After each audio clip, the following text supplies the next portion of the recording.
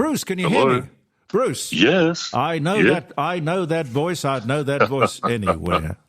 How are you, Jeremy? I'm well, sir. Thank you for agreeing to talk with us and telling us the story about the fabulous Grace Gibson. Oh, you're most welcome. Most welcome. I'll be only too happy to assist. Oh, love you dearly. Now, were you on air? Because that voice tells me, you talk about radio and you love radio, but you with a voice like that, you had to be on radio. Yes, indeed. Yeah, indeed. Absolutely. So always I suppose, the love of my life from back as a child, I suppose. I actually started off as a 17-year-old kid soon after, or immediately after leaving school, and went out to a tiny little place in Western Queensland called Charleville, and kicked off at Radio 4VL out there. I did a couple of years out there. It was certainly steam radio. There's no doubt at all about that. And fascinatingly, it's interesting you raised that, because that's where I first really fell in love with radio serials. Because out there, this is going back to 1972, there was no television out in Charleville. And so the radio, and indeed the pictures, played a big part in one's entertainment.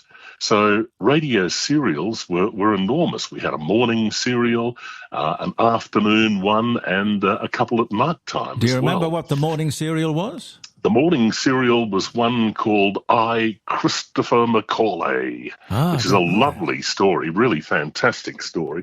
About 130 episodes, so it ran for about 6 months, which is what a good radio serial should do, to keep people coming back day in, day out. Things like I don't know, When a Girl Marries, Martin's Corner.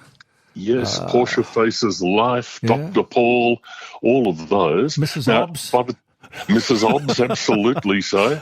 And let's not forget Dad and Dave, and Yes What, or Green Bottle, which of course kicked off and was totally made in Adelaide, because that was made by the Advertiser broadcasting group. Yeah, 5AD, because the Advertiser was owned by 5AD. The Advertiser owned 5AD, Yeah, absolutely. And there was stuff like Life with Dexter. We used to have Life with Dexter on Sunday mornings, I think it was, out there. So, but no, that was the start of my radio career. From there, I moved into Toowoomba, came down to Sydney, more in the marketing side of things. So I was an advertising sales rep for the AWA radio network.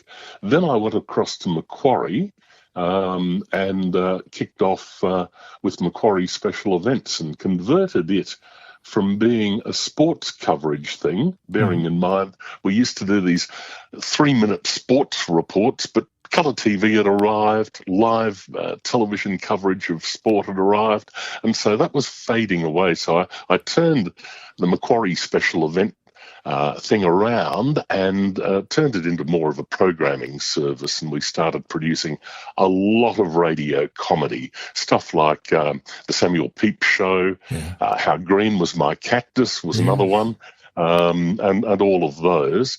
That was in the 1980s, and in about 1991 was when I took over Grace Gibson Productions.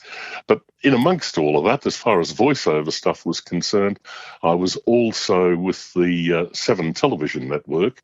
I was just as aggregation came in and became a sort of voice of the 7 network. So doing all of those Tonight on a Country Practice and all of those sort of things. Yeah. Well, one of the great things about the business is there's a sort of one door opens or it closes and another door opens. Very much so. Well, you hope that's the case anyhow, don't you? Well, you just got to keep moving, make yourself a small target, and keep knocking on doors. That's what I've always done. Absolutely. You're never going to die of boredom. No, no, that is for sure. It's not exactly the most safe industry in the world to work in. No. You can kind of disappear as quickly as you discovered. So, yeah, we must never forget that. It's because it's an ever-present possibility and danger. So true. Yeah, absolutely. But then again, why should we take things for granted anyway? Well, that's true too, yeah.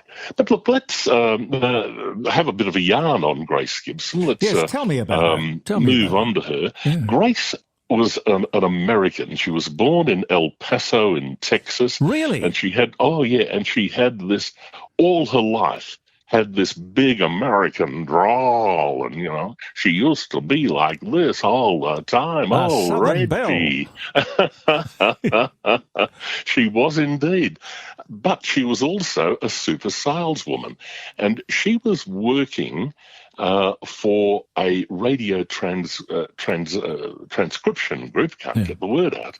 A radio transcription group over in Los Angeles.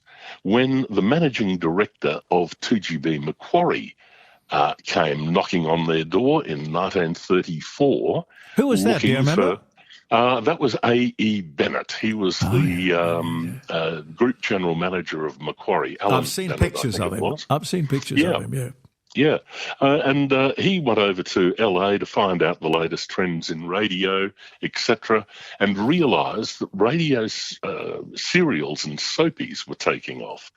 And he went along to this company, met up with Grace. She was just one of the sales reps there, and she sold him every single story they had, sold him the catalogue. But the deal was that she had to come out to Australia for 6 months on secondment and show them how to set up recording radio serials. Yes. So that's how she turned up here. She was paid, this is 1934, 40 quid a week. Yeah. Now, 40 quid a week. A lot of money back then. Whoa, and how? What do you reckon the average male worker would have been on, bearing in mind it was an era where women were paid a fraction of what men were, and and not all of them were in the workforce, of course, and certainly not the moment you got married, you were expected to suddenly disappear. So it was a totally different world. But probably the average male would have been on, about 5 quid a week, £5 a week? Sounds right. And here she is on 40 pounds a week. Quite amazing. Did she marry? Set up, was she married? Yeah, she did a decade later. And we'll get to that in a moment. But out she came and set up a company called American Radio Transcription Agencies, or ARTRANSA for short. And that's where ARTRANSA, and later on when TV came in, ARTRANSA Park. People may remember ARTRANSA Park productions and so on, particularly with the 7 network. So, so she set that up and ran that for around about a decade. She went back to America supposedly for a holiday just as the Second World War broke out, and she couldn't get back out here. Anyhow, she eventually did. She came out in early 1944, so just on 80 years ago, and she set up her own production company called Grace Gibson Productions. At that stage, she also married, and in fact, Frank Packer, as in Kerry Packer's father, was her best man, or not best man. He gave her away, sort of thing, when she married. And she married a fellow called Ronnie Parr. And Ronnie was the human resources, if that was the title. Don't know what they called it in those days, but he was the human resources personnel manager. Exactly, that sort of thing, for Packer Press, Consolidated Press and so on. Nice. And he was a very refined Englishman, or Irishman, really, but very, very proper and very English in accent and so on. Talk about opposites attracting. It's just amazing, because she was so loud and gregarious, and yet he was very quiet, very English and gentlemanly and all of that sort of thing. So really strange, but a really effective love match between the two of them. And, of course, they remained together for the rest of their days. So, When did she die? Anyway, she died in 1988. Right, okay. So, and I missed out on meeting her by about 20 minutes, so I never got to meet her. Did she write a book or in any other way record her interesting life? She herself didn't. However, there's a book out which Reg James. Now, Reg James worked for Grace from being an office boy all the way through to being general manager. He started with her in 1946 and worked with her, sold all the her products in particular. And Reg kind of became, everybody knew Reg as Grace Gibson because he was the sales face of her from about the 1950s onwards, and particularly from the 60s onwards. So if you were dealing with Grace Gibson, you dealt with Reg James. And Reg loved his radio serials, and he was a walking, talking encyclopedia of the things. You could mention any product, and he would be aware of it and know who the actors were and so on. And it didn't just have to be a Grace Gibson production. It could be an AWA, it could be a Macquarie or a Transa or whomever, So, but he ended up writing a book called Yes, Miss Gibson. And that came out around about a decade ago. It came out, and we actually have it available for sale on our online retail store, where we also sell hundreds of radio serials to the general public for their audio entertainment, home audio entertainment. It's not. They can't really broadcast them and all of that, but they can get these serials in on CD or download them, or even on USB flash drives. Now, how's that going? How have people taken to that idea? Well, look, it's ticking along rather well. Our biggest problem is getting people to discover that they're available. We've been doing this for about the last decade, Jeremy. I didn't know that you could do that. Because after all, if you listen to the radio, it's only one person in the room or in front of the loudspeaker, hearing. Yep. So it doesn't really matter whether the serial is being broadcast from a source, a radio station, or it's coming through your CD player. No, that's right. Absolutely so. Absolutely so. It's just that as far as copyright is concerned and all of that, it's very similar, I suppose, to you can go and buy a DVD of your favourite TV show, but you can't go into a TV station with that DVD and put it to air. No. So that's why we call it home entertainment. But, people can buy their own copies of all of the great radio serials and comedies and so on. We've got, things like the Castlereagh line. Yeah. We have Dossier on Demetrius. That was a hugely popular serial in its day. It was a kind of a bit of a pre-runner to the likes of James Bond and so on. Yeah. What's your biggest seller? Biggest seller, without doubt, is the Castlereagh line. Yeah. Castlereagh line was one of the last serials we did. That was produced in the 1980s. It had some 910 episodes to it, and people just love it.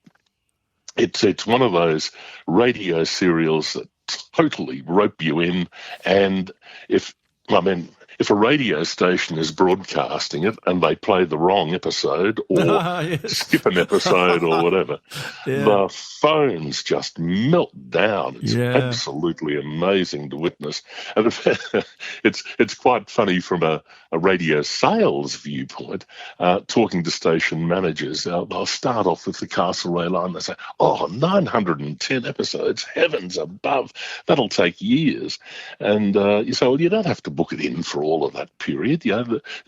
Every 65 episodes or 3 months, it's got a kind of natural conclusion, even though it sort of starts threading into other storylines as well, like any good radio serial should. It's sort of like Cobb and Co. or Wells Fargo or something like that. That is precisely right. It starts off as a Cobb and Co. style operation, and they end up in shipping and all of that. But of course, in amongst all of that, you get so many rapes, murders, intrigue. Yeah. Never a dull moment. But what I love about the whole idea of the radio serial, and indeed radio itself, was that it was uniquely Australian. All of the things, the serials, the actors that started out, I would imagine even the writers as well, producing all this wonderful original Australian material. Well, it's interesting because when Grace came out here, she came out with scripts for Australians to produce, and she continued doing that. And she would buy the rights to American serials and then record them over here. And that's where, say, Portia Face's Life came from, and Dr. Paul also. They were American series which she would then bring out here and get local writers to adapt.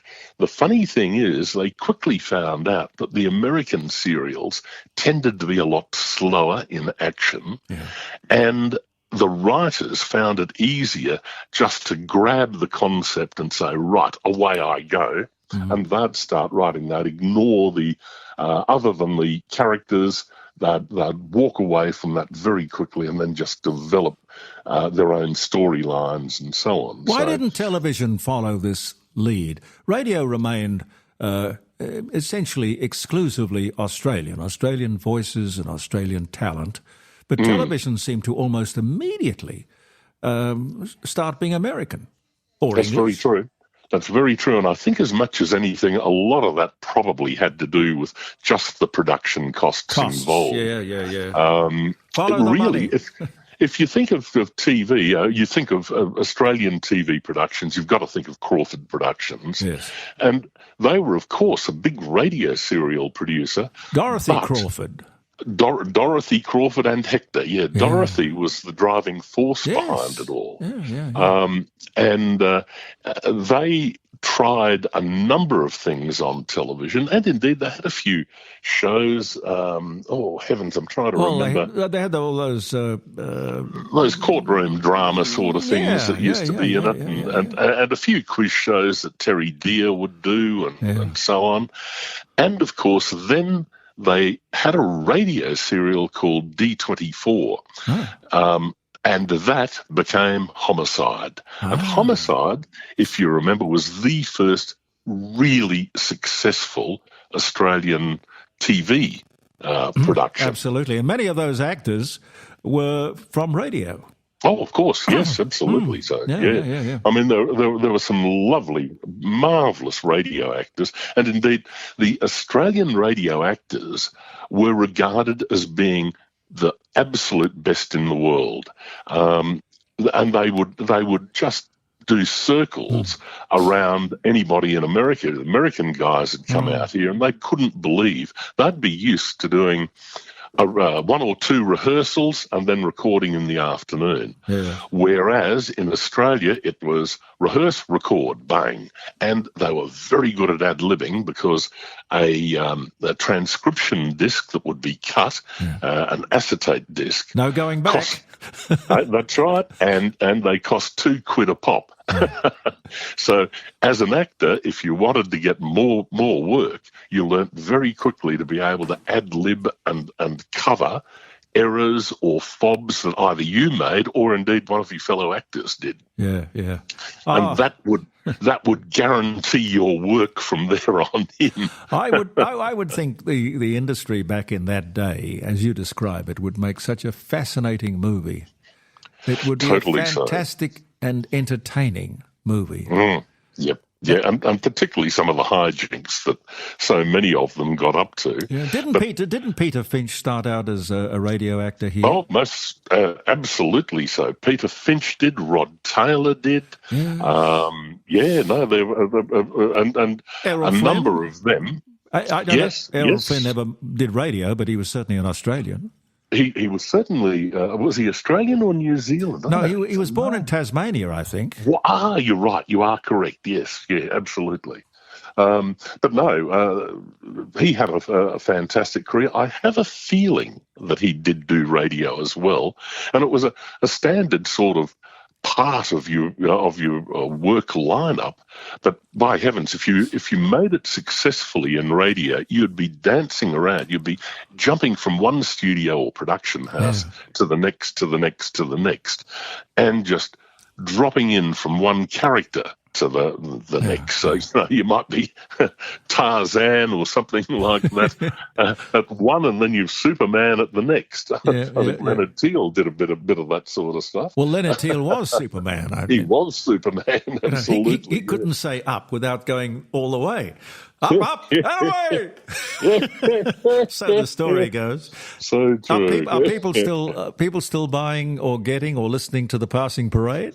Oh, yes, very much so. Passing Parade is an amazing... Well, as you know, when it was on your show for many years, the popularity of it is just amazing. It's timeless. It's absolutely timeless. It is, and John Doremus has such a mellifluous voice. It's so easy listening, isn't it? Just perfect. Just fantastic. Bruce, but, go on. Well, I was going to say another strange fact on the Passing Parade is that Doremus, the horse that won the Melbourne Cup back in the 80s or 90s, whatever it was, that was actually named after John Doremus. The fellow who bought it at the yearling sales over in New Zealand was driving home with the horse in his horse float, had the radio on and heard the Passing Parade with John Doremus. I thought, what a great name. Yeah. That's where it came from. So... Well, listen, it's wonderful to talk to you. You've got 1,000 stories, and one story leads to another, which leads to another, which is just just fascinating. So you're still up in the Blue Mountains? Yes, I am indeed. I love it up here. Oh, God, I don't blame you. It's a beautiful part of the world. It is indeed, yeah.